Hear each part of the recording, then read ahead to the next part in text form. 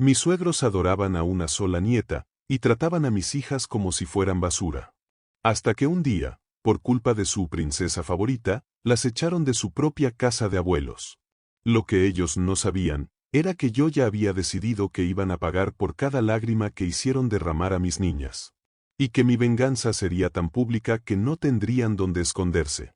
Si alguna vez viste cómo alguien humillaba a un ser querido y sentiste esa rabia impotente que te quema por dentro, quédate.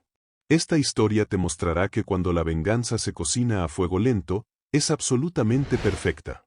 Dale like, suscríbete y cuéntame en los comentarios cuál ha sido la venganza más satisfactoria que recuerdas. Mi nombre es Andrés, tengo 43 años. Llevo casado con Mariela 17 años, y tenemos 2 hijas que son el centro de mi universo, Sofía, de 14, y Camila, de 12. Desde el día en que nacieron, me hice un juramento silencioso: protegerlas, apoyarlas y asegurarme de que crecieran sabiendo que eran amadas y valoradas. Por desgracia, no puedo decir lo mismo del trato que recibían de mis suegros, don Ernesto y doña Teresa. Para entender la tormenta, primero hay que entender el veneno que se fue acumulando durante años. Mis suegros son, o eran, pilares de su comunidad. Dueños de Delicias del Monte, una pequeña pero próspera tienda de productos gourmet, y miembros activos de la iglesia local. Proyectaban una imagen de familia perfecta, de valores tradicionales. Pero puertas adentro, su amor era selectivo. Tenían otra nieta, Valeria, la hija de la hermana de Mariela. Y Valeria era su sol. Su princesa, su orgullo. Una niña consentida hasta la médula, que podía hacer lo que quisiera sin enfrentar jamás una consecuencia. Mis hijas, en cambio, eran las sombras en su cuadro familiar perfecto. Eran el blanco constante de sus críticas. Críticas veladas, pasivo-agresivas, pero que cortaban como el cristal. Recuerdo una Navidad, Sofía, con toda la ilusión del mundo, les regaló un dibujo que había hecho. Doña Teresa lo miró y dijo: «Qué bonito, querida. Aunque deberías practicar más tu trazo, como Valeria. Ella tiene un verdadero talento artístico». Recuerdo un cumpleaños, donde a Valeria le regalaron una bicicleta nueva y carísima, y a mis hijas, un par de calcetines a cada una. Al principio, intenté pensar que era mi imaginación, la sensibilidad de un padre protector. Pero con los años, se volvió imposible de ignorar. Mis hijas, que adoraban a sus abuelos, empezaban a volver de sus visitas con la mirada un poco más apagada, un poco más insegura. La gota que colmó el vaso, el día que mi paciencia se agotó para siempre, fue un sábado. Mariela estaba en un viaje de trabajo. Yo, como hacía a menudo, llevé a las niñas a casa de sus abuelos para que pasaran la tarde en familia. Valeria, por supuesto, también estaba allí, reinando desde su trono de arrogancia juvenil. La atmósfera era tensa. Mis hijas intentaban jugar, pero Valeria las ignoraba o se burlaba de ellas. En un momento, Sofía, mi hija mayor, estaba en el salón, usando su teléfono nuevo para grabar un video divertido para sus amigas. Era un teléfono que se había ganado con sus excelentes notas, su primer smartphone, su tesoro. Valeria se acercó a ella. «¿Qué haces con eso? Das vergüenza ajena», le dijo. Y antes de que Sofía pudiera reaccionar, le arrebató el teléfono de las manos. «Devuélvemelo, Valeria», gritó Sofía, asustada. Valeria, con una sonrisa cruel, levantó el teléfono en el aire. «¿O qué? ¿Vas a llorar?» Y riéndose, lo lanzó con desprecio al suelo de baldosas. El sonido del cristal al hacerse añicos pareció resonar en toda la casa. La pantalla se quebró en 1000 pedazos. Mis hijas se quedaron congeladas, sus rostros una mezcla de shock e incredulidad. Esperaban que sus abuelos, que lo habían visto todo desde el sofá, dijeran algo. Que castigaran a Valeria. Pero don Ernesto, mi suegro, simplemente se encogió de hombros. «Seguro que ha sido un accidente. Sofía, no seas tan dramática. Es solo un teléfono». Mi hija pequeña, Camila, con la valentía que le caracteriza, intentó defender a su hermana. «No ha sido un accidente, abuelo, lo ha hecho a propósito, es una mala persona». Y entonces, doña Teresa, mi suegra, se levantó. Pero no para reprender a Valeria.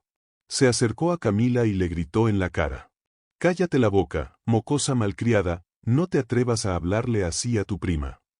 La tensión se volvió insoportable. Mis hijas, llorando, solo querían irse de allí. Pero antes de que yo pudiera recogerlas, doña Teresa tomó la decisión que me dejó sin aliento, la que encendió el fuego de mi venganza. Andrés, llévate a tus niñas de aquí, dijo, su voz fría como el hielo. Y que no vuelvan a poner un pie en esta casa hasta que aprendan a respetar a su prima y a sus mayores. No lo podía creer. Las estaba expulsando. Las estaba castigando. A ellas. Las víctimas. Y todo, frente a mí, como si yo fuera un mueble, sin voz ni voto. Mis hijas salieron de esa casa con los ojos llenos de unas lágrimas que me quemaron el alma. En el coche, de vuelta a casa, el silencio era absoluto, roto solo por sus sollozos ahogados.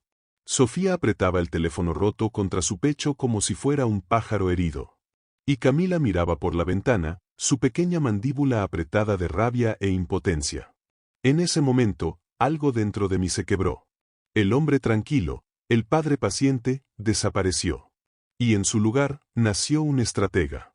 Un hombre con una misión, iba a hacerles pagar por cada una de esas lágrimas. No le dije nada a Mariela hasta que volvió de su viaje, 2 días después. Cuando se lo conté, se indignó, por supuesto. Pero su reacción fue tibia, diluida por la lealtad filial. ¿Son mis padres, Andrés? A veces son difíciles. Seguro que se les pasó la mano, pero no hay que hacer un drama de esto. Ya se les pasará. Ese comentario me dolió casi tanto como la humillación de mis hijas. Mis hijas no eran un drama. Eran mi familia. Y si su propia madre no estaba dispuesta a defenderlas con uñas y dientes, entonces lo haría yo. Solo. Fue entonces cuando decidí que no iba a gritar. No iba a discutir. Iba a esperar. La venganza no sería un acto de rabia caliente. Sería un plato frío, calculado y servido en público.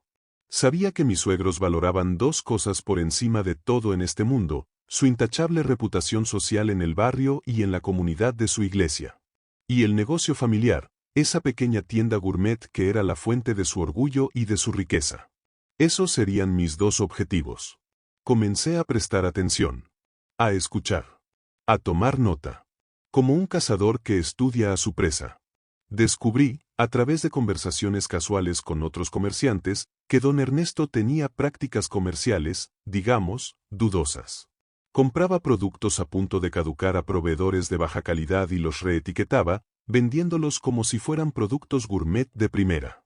Pagaba a algunos de sus empleados en efectivo, sin declarar, para ahorrarse los impuestos.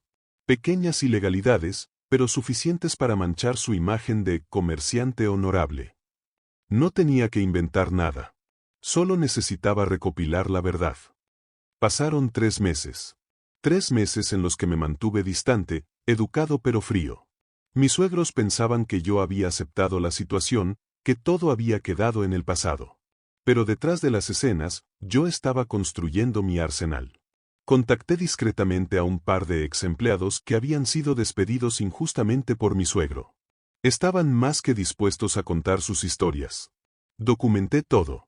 Reuní copias de facturas. Hice fotos de productos caducados en sus estanterías.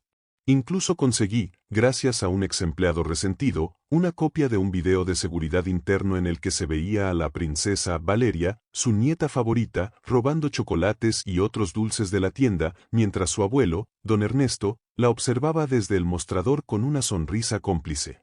Con todo este material, con este dossier de hipocresía y fraude, di el siguiente paso. Invité a tomar un café a un viejo amigo de la universidad. Un amigo que ahora era uno de los periodistas de investigación más respetados del periódico local. Le conté la historia completa. La humillación de mis hijas, el favoritismo, todo. Y luego, le puse la carpeta sobre la mesa. Sus ojos se abrieron como platos mientras revisaba las pruebas. Dios mío, Andrés, dijo. Esto no es solo una historia familiar. Esto es de interés público. El artículo salió un jueves por la mañana, en la portada de la sección local del periódico. El titular era una obra de arte, Delicias del Monte, el sabor amargo detrás de la fachada gourmet. El artículo era demoledor. Fotos de la tienda. testimonios anónimos de exempleados y clientes estafados, y una lista detallada de las prácticas ilegales de don Ernesto. Pero el golpe de gracia fue otro. El periodista incluyó en la versión digital del artículo un código QR. Un pequeño cuadrado negro que, al ser escaneado con un teléfono, llevaba directamente al video de seguridad de Valeria, la nieta intocable, robando en la tienda de su abuelo con su total consentimiento. En cuestión de horas, el escándalo explotó. Las redes sociales del pueblo ardían. El artículo fue compartido cientos de veces. Vecinos indignados, clientes pidiendo reembolsos. Miembros de su propia iglesia publicando comentarios sobre la moral intachable de los del monte. Esa misma tarde, recibí la llamada que esperaba. Era doña Teresa. Su voz no era arrogante. Era un chillido de pura histeria. ¿Tú tuviste algo que ver con esto, desgraciado? Respondí con la calma más absoluta que pude encontrar. No hago nada que no merezca la pena, Teresa. Y ustedes se ganaron a pulso cada palabra de ese artículo el día que hicieron llorar a mis hijas y las echaron de su casa. Hubo un silencio largo, roto solo por un sollozo ahogado. No dije una palabra más. Colgué el teléfono. El negocio no sobrevivió al escándalo. Las inspecciones sanitarias y fiscales que siguieron al artículo encontraron aún más irregularidades. Tuvieron que cerrar un mes después. Perdieron a sus clientes, a sus amistades, lo más importante para ellos, su preciado prestigio. Valeria, sin su aura de favorita intocable, se convirtió en el hazmerreír de su instituto. Mis hijas, ellas siguieron con sus vidas. Les compré el teléfono más nuevo y moderno del mercado a cada una. Y les expliqué que la venganza no se trata de gritar más fuerte. Se trata de golpear donde más duele, y hacerlo con una precisión quirúrgica. La última vez que vi a mis suegros fue en el supermercado, meses después. Se veían más viejos, más pequeños, derrotados. Me miraron desde el otro lado del pasillo, pero yo solo sonreí, puse un brazo sobre los hombros de Sofía y Camila, que estaban conmigo, y seguí mi camino. Sentí paz. No porque les hubiera destruido el negocio, sino porque les había enseñado, de la forma más pública posible, que nadie, absolutamente nadie, toca a mis hijas y se va de rositas. Aprendí que la justicia no siempre llega de inmediato. Pero cuando se planifica con paciencia y con la verdad como arma, es absolutamente imposible de esquivar.